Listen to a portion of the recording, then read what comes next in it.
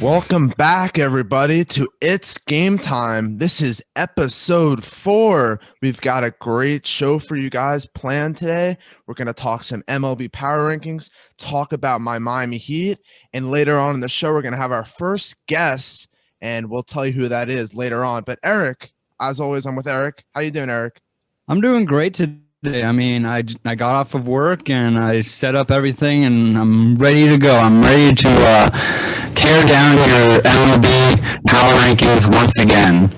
I think there was a lot of shuffling I had to do based off of the hot teams we've seen over the past week, but I think I've got a perfect 5 teams for my power ranking. So we'll get to that in a little bit, but I want to start off going over our Instagram polls, just like we always do.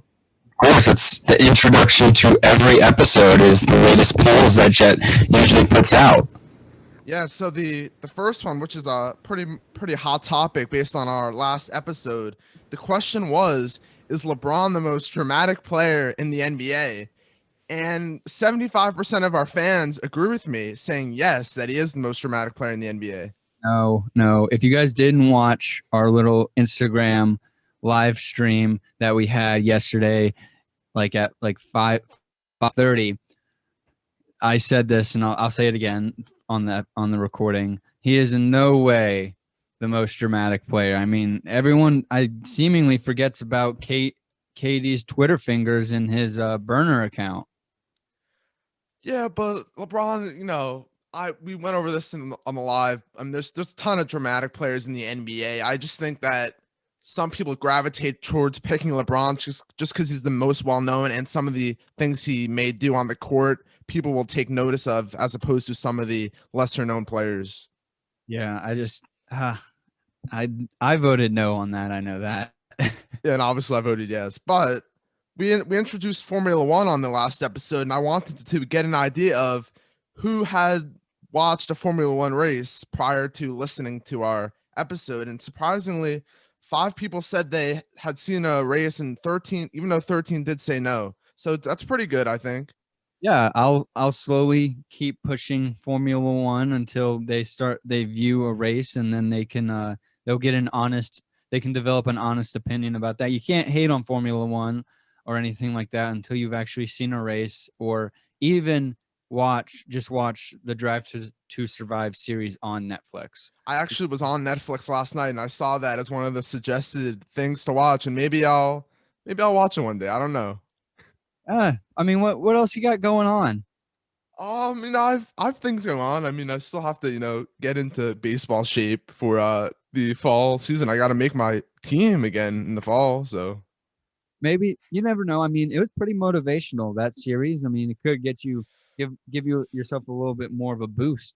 I might. I'll let you know if I do, and I'll let everyone else know on here if I do. So stay tuned for that. But our third poll from episode 3 was about the Lakers and the Clippers, and this one is kind of looking like the Clippers, for the answer to this one, more likely to lose the first round of the NBA playoffs. 60% of the people did say the Clippers. Let's go, the audience. Let's go.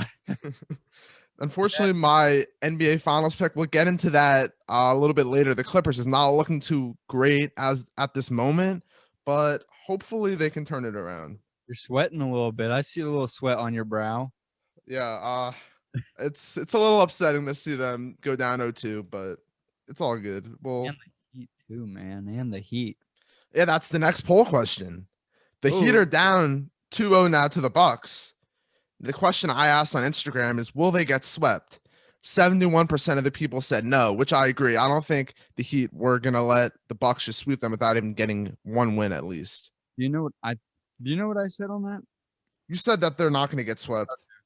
That's what I thought. I was worried that I may have misinterpreted the question and just asking, like, are the Heat going to lose the series? But no. Okay, luckily enough, I did. Yeah, 4 of the 14 people do think they are going to get swept. So there are some Heat haters out there.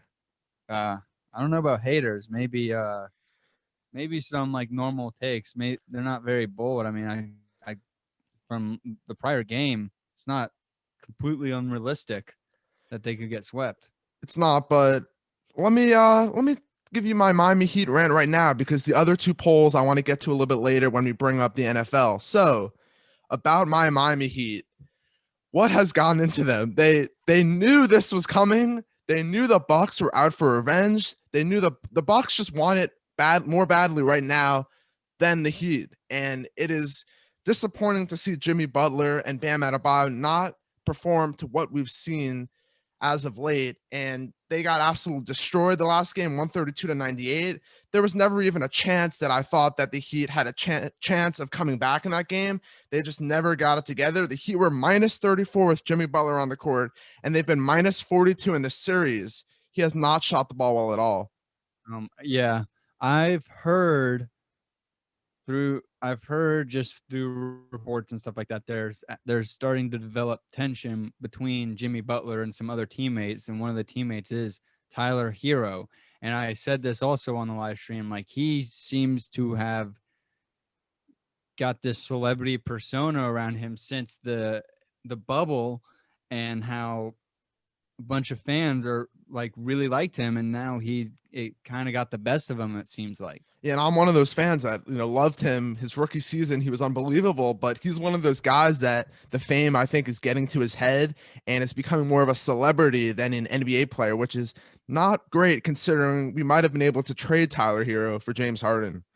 Exactly. How is it looking back on that? Like, do you regret the Heat not doing that trade? I mean, I was one of those fans that was saying we cannot trade one of our young stars and Tyler Hero for James Harden. At that moment, it seemed like it wasn't a bad thing to say, but looking back on it, I think I and a lot of other Heat fans regret saying that. And obviously, James Harden would have made a huge impact on the team. Probably wouldn't be down 2-0 right now. No, you guys probably wouldn't be the 6th seed right now. Oh, yeah, exactly. Or you probably would have been facing. You may have been a 3 seed instead. It's just unacceptable considering that our leading scorer was Dwayne Dedman with 19 points. He was a late season ad. The previous team he was on bought him out, and the Heat picked him up. And with guys like Dragic and Robinson and Hero and Bam and Jimmy on the team, Dwayne Dedman, a guy that's pretty deep off the bench, backup center, was our leading scorer. That's unacceptable. It really is. I think the thing I just kind of want to focus on Hero and stuff like that. I think that again, there's like reports of why Jimmy Butler is upset with these younger players like Hero, is because I don't think they have that great work ethic, and I think they thrived in the bubble because they didn't have distractions around them, and all they could do in the bubble was play basketball.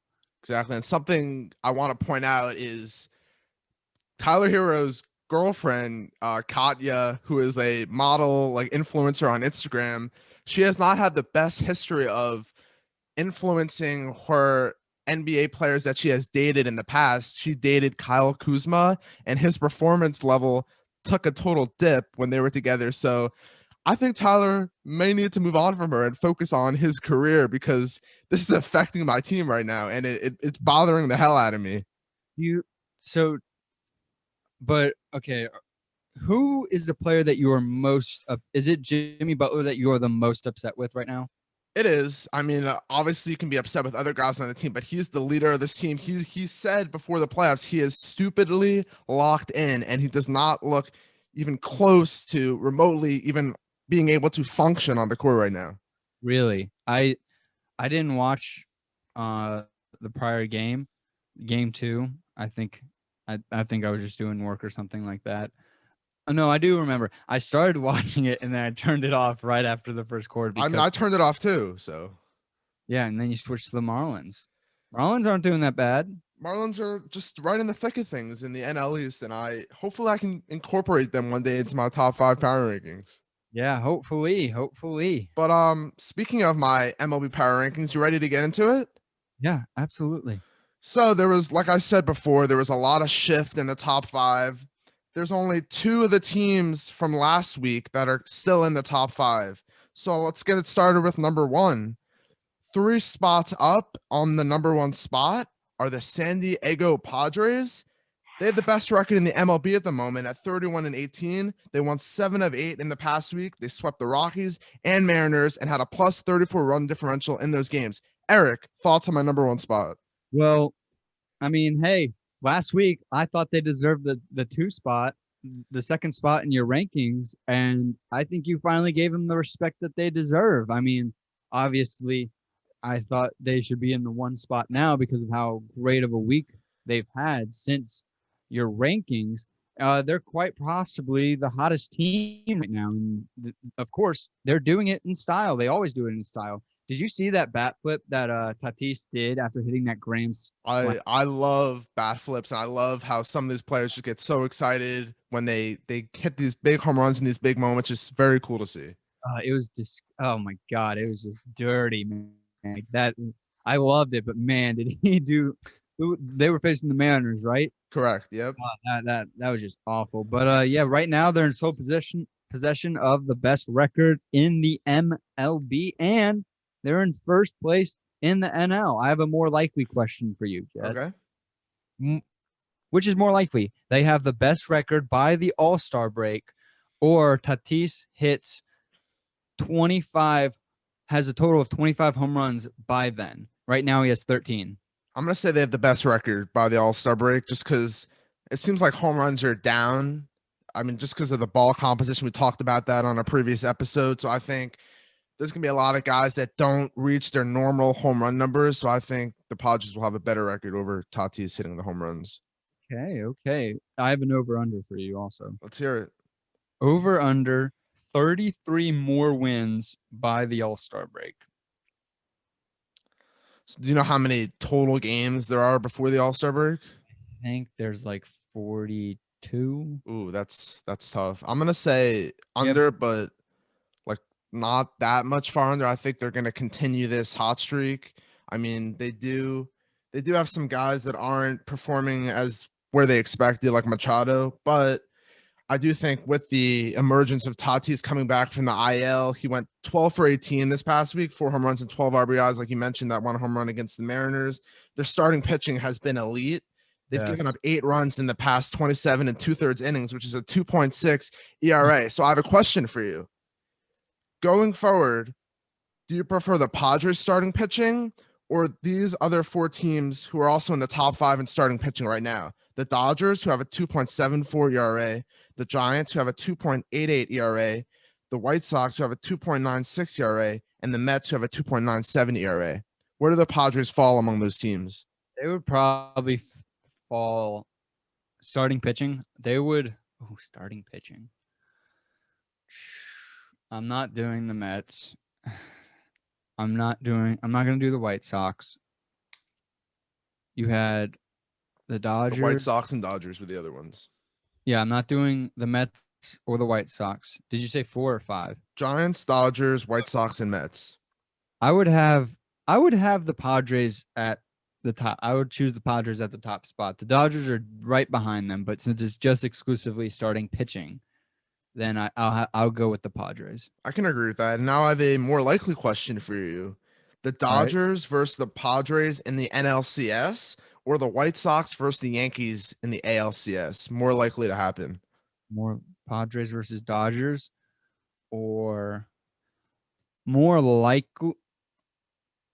I don't even.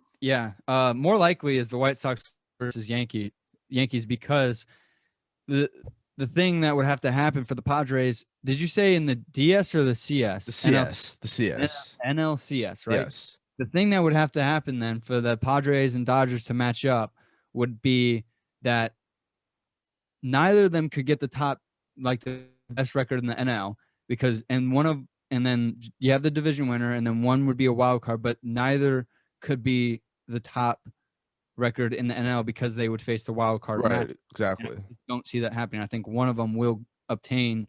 I think one of them will get the wild card, and the other one will have the best record in the NL and possibly in the MLB. So just by chances and percentage chance of that happening, I would have to go with the White Sox versus the Yankees because they're in 2 opposite divisions. And now I have a pretty general MLB question for you. That's pretty much been a hot topic not recently, but throughout the past few months and going back to when Tatis made his debut, a lot of people say that Fernando Tatis is the face of baseball right now.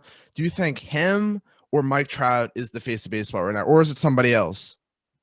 Branding wise, it needs to be Tatis because I think Mike Trout is a much better player. I just don't think he's the face of it because he's not brandable. He doesn't really have he has that older style of playing baseball. He doesn't really show a lot of personality. He just gets the job done at an excellent rate. Tatis gets the job done at a very good rate, not as good as Trout, obviously, but he does it with style. And just for promotional reasons and branding, Tatis, I think, should be the face of the MLB. But he deserves it too because he plays very well.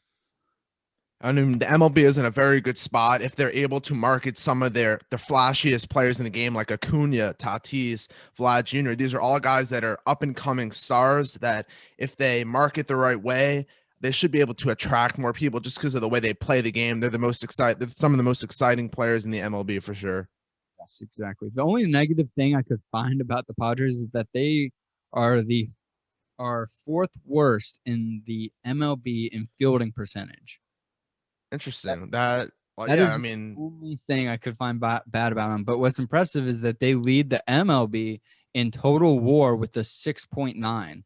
oh wow. Yeah, they definitely, I feel, deserve this top spot. And I think they will stay close to the top of my power rankings for the majority of the season. But let's move on to number two, making an appearance in my MLB power rankings for the first time.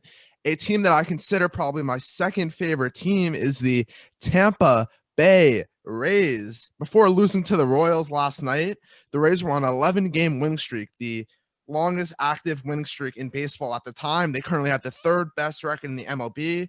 They're first in the AL at a record of 30-20. In the past 7 days, they swept the Orioles and Blue Jays. What do you think about the Rays in my number two spot?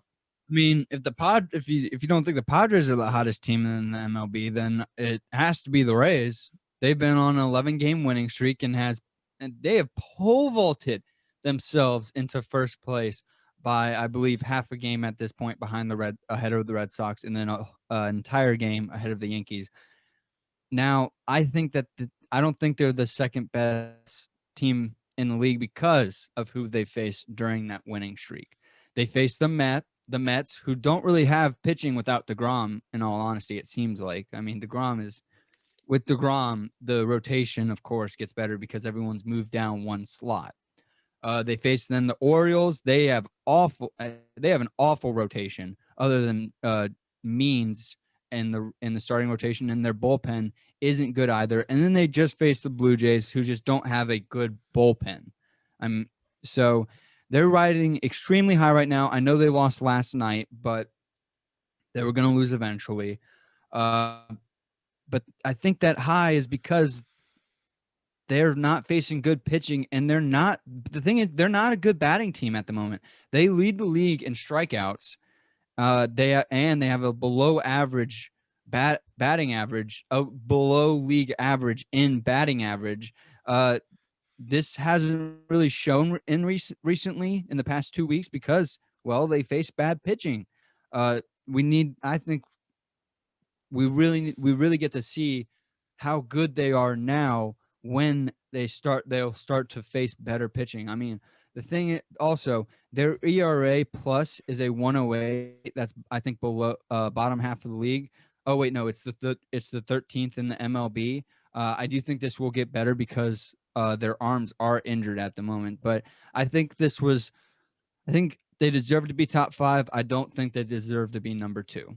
No, I totally get what you're saying, but the way I see it, it's very hard to string a bunch of wins together as it is, especially in the MLB where we don't see many long winning streaks throughout the course of seasons year to year. But two guys I want to point out during this recent stretch, one of them being Randy Arozarena, who got off to sort of a slow start to begin the year, but in these past 7 days, he's gone 11 for 29 and has 3 home runs and 9 RBIs.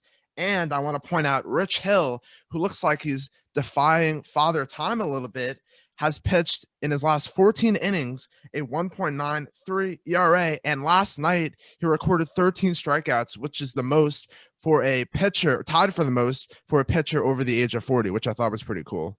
Wow.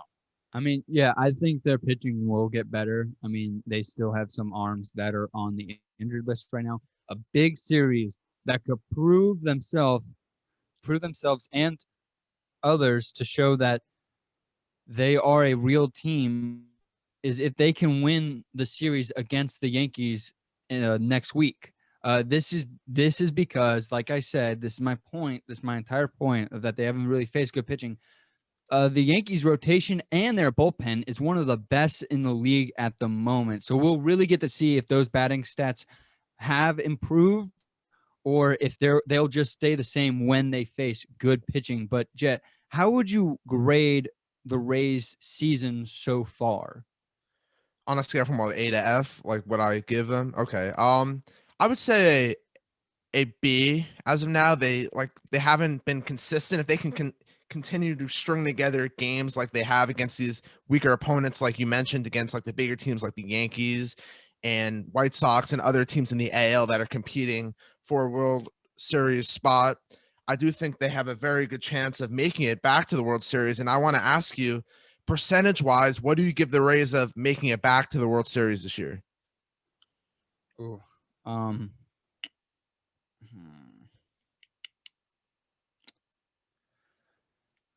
Let me think. I think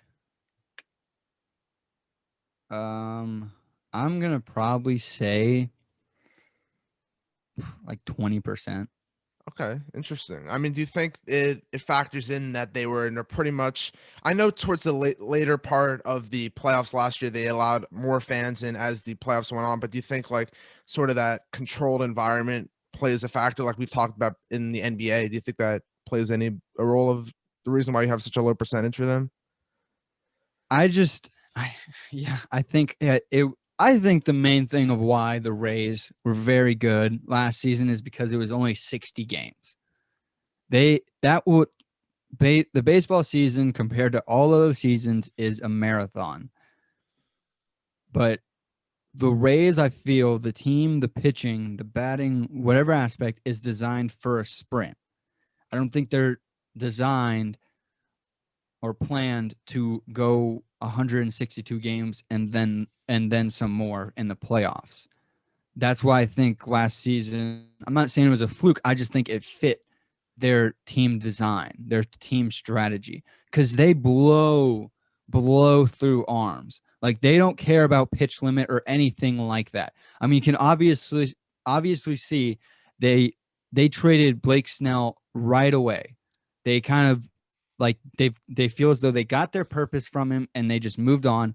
And Blake Snell really hasn't been like the Blake Snell that we used to know when he was on the Rays and was like a very dominant pitcher for the Padres. I mean, I know he's doing very well, but he wasn't like when he was with the Rays. Right. So I think they just burn out arms and then just trade those pieces away for younger pieces and then just use those arms as much as they can. No, I totally get what you're saying. The only thing I would say is that I feel like year to year, people continue to sleep on the Rays just because they don't have some of those marquee names that we see on some of the bigger marketed teams like the Yankees and the Red Sox. They have guys that are able to just be great baseball players and they're able to string wins together without some big name guys. But is there anything else you want to add on the Rays before we move on? I mean, for me, for the season that the race season so far, I would give them probably a B minus because I get the sense of a little bit of a World Series hangover. Even though they didn't win, they made it, and Right. that's a big accomplishment for the Rays organization. Okay. That makes sense. All right. So my number 3 team making their first appearance as well in my power rankings are the defending champions, the Los Angeles Dodgers. The Dodgers right now are behind the Padres in the race for the division, and they're also behind the Padres, obviously, for the best record in the MLB. They're 30-18, second in the MLB, second in the NL. They have the longest active win streak in the MLB right now after the Rays did lose last night. In the past 7 days, they swept the Giants, who were ahead of them at one point in this season. and they swept the Diamondbacks. And they're doing this without Cody Bellinger, Corey Seager, and AJ Pollock. Eric, thoughts on the Dodgers in my number 3 team? I think they should be number 2. But I don't think they deserve to be ahead of the Padres. I think they deserve to be ahead of the Rays, though. I mean, they just finished sweeping the Giants in a huge series, in which I did predict that. I predicted that the Dodgers would show the Giants who the defending champs are. They right now, like you said, have a 7 or 8 game now. 8-game winning streak right now. Yep. Okay, they from last night. 8-game winning streak, and they are right now in a big series against the Astros. This is the first time. Did you see videos from last night about Dodger fans just raiding the stadium and just showing up? And it was pretty much a home game for the Dodgers. I mean, I absolutely love that. I mean, it's a huge series. I can't wait. I don't know if Joe Kelly pitched yet. I don't think he pitched last night, actually, after Kershaw. Yeah, he did. I didn't hear like any big things come out of that, but all I know is that he did pitch. I hope the Dodgers sweep the Astros, and I hope the Dodgers fans just keep laying it into the Astro players. I mean, they should be putting it together even without those core pieces.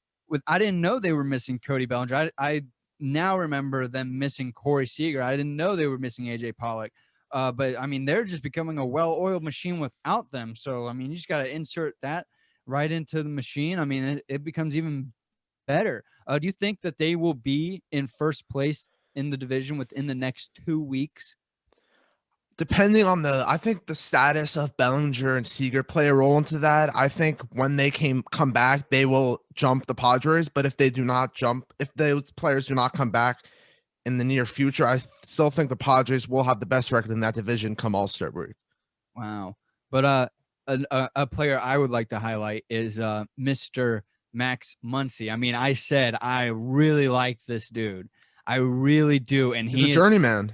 Yes, but he's been showing up for them so far. Over the past 2 weeks, he's hitting a .487 batting average, a .574 on-base percentage, and a 1.498 OPS.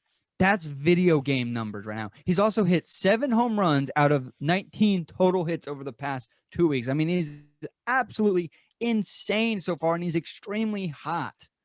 It's great to see because Max Muncy did not have a great start to his career, and he's finally been able to figure it out, and he's producing on a World Series contending team every year. Obviously, they won the World Series last year, but the player that I want to highlight is the Dodgers recently acquired Albert Pujols, the eventual Hall of Famer. He was looking for a team to potentially start on. Obviously, he's not going to find an everyday job just because of where he is in his career. But so far with the Dodgers, he's 4 for 12, has a home run and 3 RBIs. That's pretty good production from him considering his age. But I want to ask you, right now he has 6 home runs on the year, over or under 15 on the year?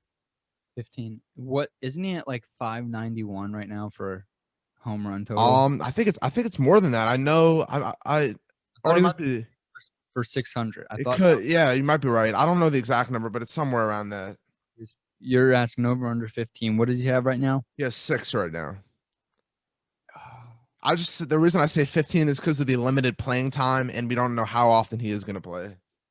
I'll go over. I'll go like 16. That's a good number. I mean, I was looking at it. He hasn't had under 15 home runs in like 5 or 6 years. So that's with more at bats. So that's the only thing. Yeah, I'll go 16. Okay, nice. I like it. I have another question for you. Gotcha. In a game 7 of a playoff series right now, who would you want to be your starting pitcher right in a game 7 of a playoff series? Clayton Kershaw, who has a 4.22 ERA in the playoffs, or Yu Darvish, who has a 5.18 ERA in the playoffs? I'm going with the better recent history. I'm going Kershaw because he actually did show up in this year's playoffs. So I'm going to have to go with Kershaw, and I just trust Kershaw more so than Yu Darvish. I mean, I don't know how much Yu Darvish has pitched in the playoffs, but I doubt it's as much as Clayton Kershaw. He pitched for the Dodgers when he was on the team against the World Series against the Astros, but that was there was things going on there, but Yeah, that's just not fair. Those statistics should be taken out of the total. Absolutely. But is there any other things you want to add about the Dodgers? What do you think of Bauer's performance so far? He's a 5-2 with a 1.98 ERA and a .77 WHIP. He also has a 12.4 strikeout per nine.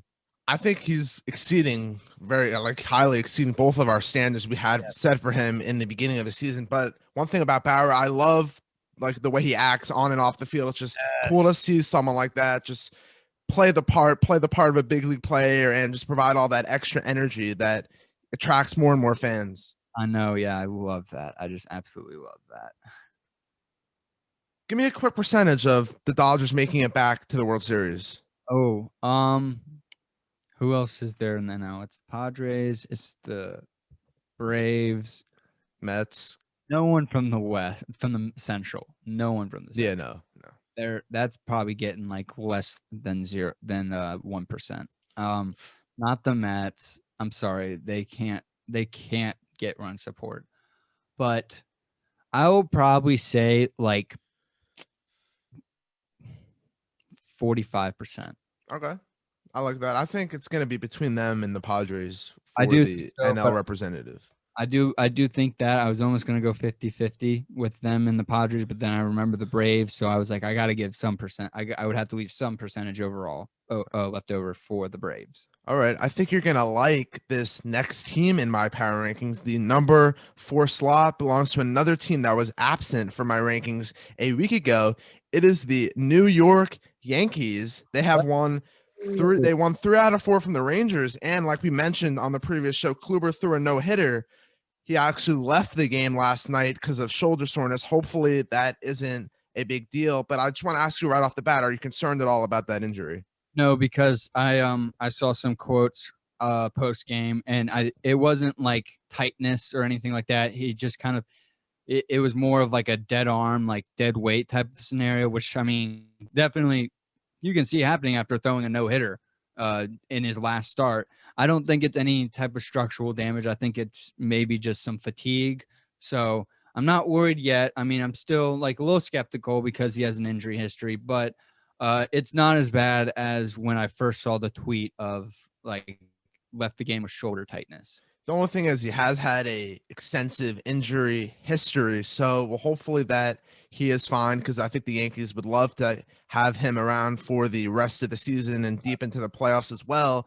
But right now the Yankees are 28-20, third in the AL East, 7th in the MLB. They have finally been able to put it together since their slow start early on. Their starting pitching has been dominant, 2 earned runs over the last 29 innings, which is a .62 ERA, as well as Gleyber Torres has led this team with 9 hits in his past 28 bats, which is very, very good to see for the Yankees. Yes, absolutely. I mean, going into the season, the rotation was being referred to as Cole and the question marks. I mean, that's how it was. There were a bunch of question marks. Corey Kluber and Jameson Taillon and Domingo Germán, because, I mean, all 3 of those guys didn't pitch in the prior season. And then, I mean, Taillon didn't pitch even in 2019. But you can, I mean, they're up, but they've been the ones that have been carrying the team so far and winning this team games. They're top 3 in all major pitching categories if you want to look at the stats.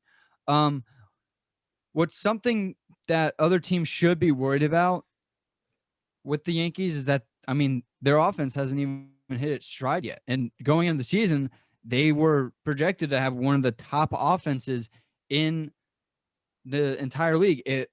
The question was on the pitching, and that would the pitching be able to, like, not whether or not the offense would be able to produce enough runs, but would the pitching not allow as many runs? And right now they also have Stanton and Hicks on the IL as well, so that'll be a big boost when they're able to return. Well, I don't think Hicks is going to return for the season because okay, all right, the surgery that he has. I think he'll be out. It was depending on whether or not he just needed a break or he needed surgery. They're saying he's getting surgery, so I think he's going to be out for the season. But Stanton should be coming back. I'm gonna guess today, on this Wednesday. I was expecting him to come back yesterday, but I don't know why. Maybe just one more day of rest. But I do expect him to be in the lineup card tonight. Okay. All right. But Go ahead. Yep.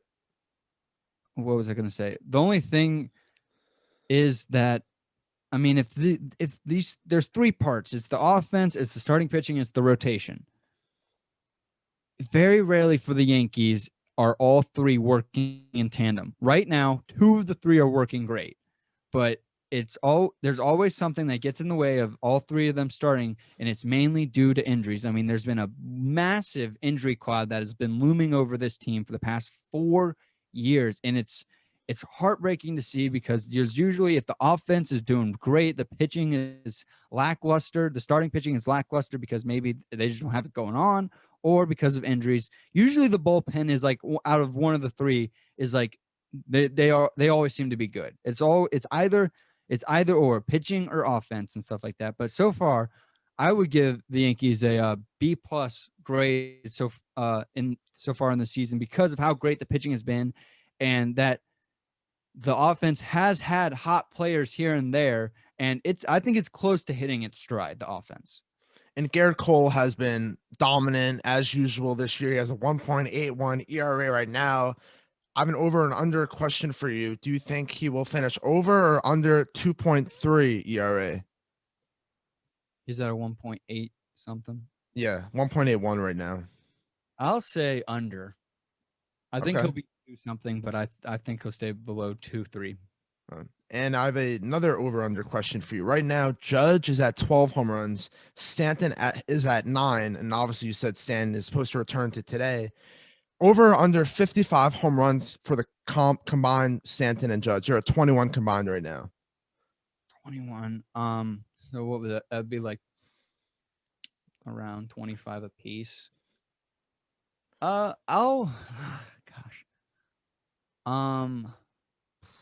Judge is getting hot. He's getting on base a lot. Stanton was scorching hot before he went.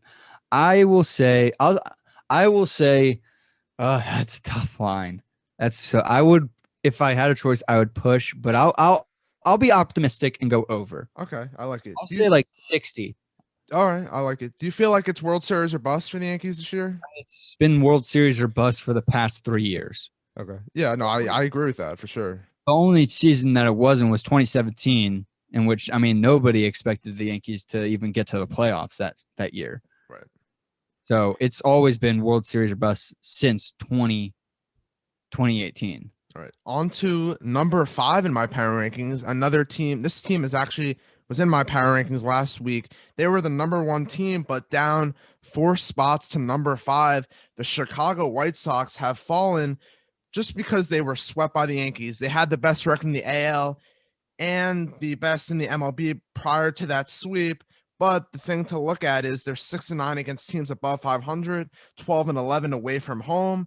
However, they are 28-19, first in the AL Central, second in the AL, and they're still a favorite to make a deep run come postseason time. What do you think about the White Sox in this spot? I think the White Sox actually deserve to be above the Rays because they've overall been playing better baseball and just had a rough week against the Yankees. Considering they faced what you would now consider the 4th best team in the MLB. So, what was your reason for having them below the Rays? Just because the big thing for the Rays is just because of that hot streak they were on, 11 games. That's like nothing to look upon. That's not easy to do. So I wanted to give them credit for that streak. Not saying they're the second best team in the league going forward, but like right now, that's the way I feel about them. Okay, all right. I think the White Sox are struggling a little bit because of Tony La Russa. I'm starting to get the feeling that many of these players on the team are not fully enjoying his leadership. I think I would not be surprised if cracks start to show in this organization's foundation.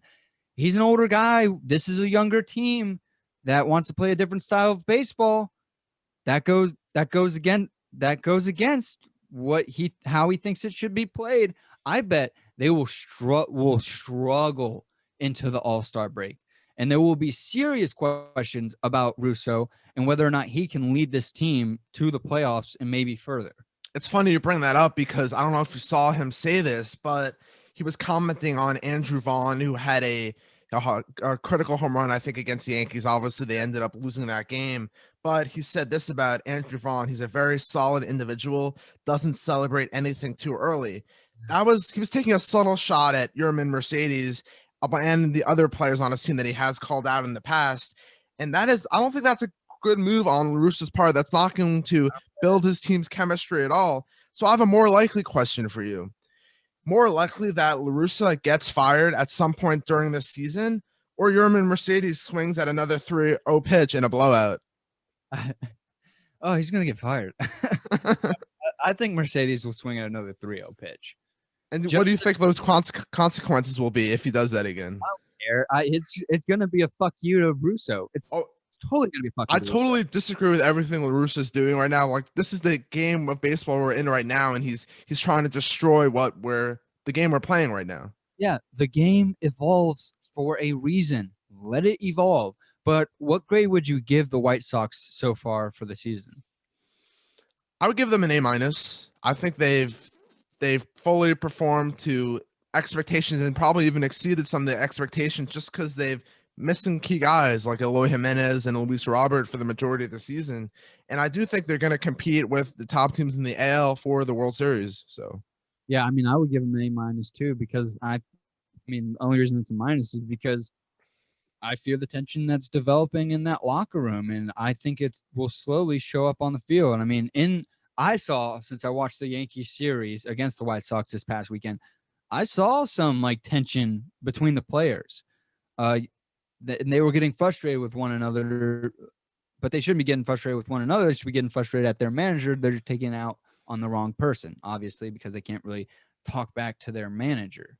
And one thing that is funny, a lot of the teams that I did say didn't deserve to be in the power rankings or players I called out, like Lucas Giolito, has seemed to be listening to me, and they've been turning it around as of late. Lucas Giolito had 2 earned runs in his last 2 starts after 6 earned runs in his previous 2. The Padres showed up, the Yankees showed up, the Rays showed up, all after not being in my rankings, and they wanted to be included in my rankings. And that's why they're here, because they listened to what I had to say. Okay. Yeah. Okay. I bet LeBron was listening also. I hope he was. That would be great for the brand. But yeah, that was it for your rankings, right? That is it for my power rankings. We have our guests coming on very soon, and let's get to that. Yeah. All right, guys. So we're going to go right into our very special first ever guest appearance. All right. We'll be going right into it right now.